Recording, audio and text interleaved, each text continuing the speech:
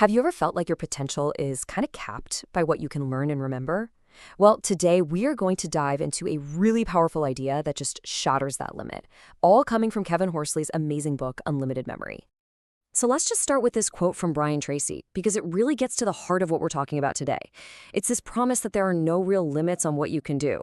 But, how do you actually do that? How do you unlock that potential?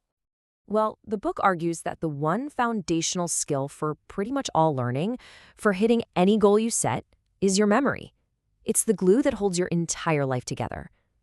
But for so many of us, that's exactly where the problem seems to be, right? And that brings us to the biggest hurdle for most people, this deeply ingrained belief that we just have a bad memory. A lot of us think you're either born with a good memory or you're not. And get this, the author, Kevin Horsley, he thought so too. He was actually diagnosed with dyslexia and was told he had a form of brain damage. He couldn't concentrate, he struggled to read. He was literally the last person you'd ever expect to become a memory grandmaster. And that's so important because it shows that where you start has absolutely nothing to do with where you can finish. So check this out. The book has this brilliant analogy of Mr. A versus Mr. B. Mr. A is constantly telling himself, I'm terrible with names. My memory is a sieve. And guess what? His reality totally reflects that. But then you've got Mr. B who frames it differently. I'm interested in names. My memory gets better every day. The only thing that's different between them, it's their beliefs, and those beliefs create their entire reality. So here's the huge takeaway, the massive shift in thinking that changes everything. Horsley figured out that memory is not some gift you're born with. It's a skill. And just like any other skill, you can develop it, you can train it with the right strategy and a little bit of practice. Okay, so how do we go from thinking my memory is bad to actually training it like a skill? Well, the book lays out this beautifully simple but incredibly powerful framework. It's called the 4 C's. Think of it like the new operating system for your brain. And here they are. First, you've got concentration, which is all about clearing out the mental clutter. Then, create, where you turn boring stuff into vivid pictures. Next is connect, where you link those new pictures to things you already know. And finally, continuous use, which is all about making this stuff stick. These 4 pillars, they work together to build a seriously powerful memory. All right, let's get into the nuts and bolts here. We're going to break down each one of these C's to see exactly how this whole framework clicks into place. First up, concentration. Now, this is not about gritting your teeth and forcing yourself to focus. Nope. It's actually about getting to the root of what's breaking your focus in the first place. All that mental clutter, the excuses, and those limiting beliefs we talked about. And here's the playbook for how you actually do it. First, you have to ditch the excuses. All the, I'm too old, I'm just not smart enough stuff, gone.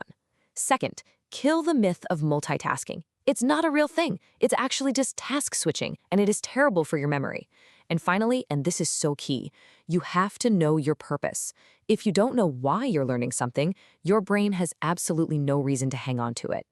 Okay, now we get to the really fun part. Create and connect. This is where you basically become the director of a movie inside your own head. The whole goal is to take boring black and white info like a name, a number, a date, and turn it into this full-color, 3D, action-packed scene that your brain literally can't ignore.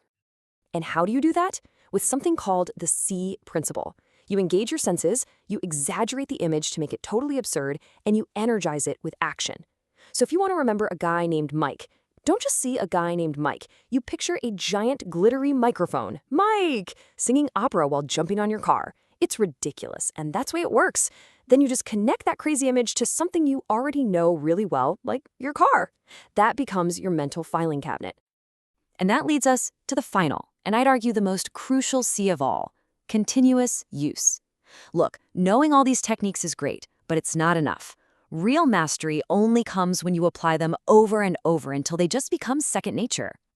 I want you to think about it like this. Learning something new is like walking through a field of tall grass for the first time.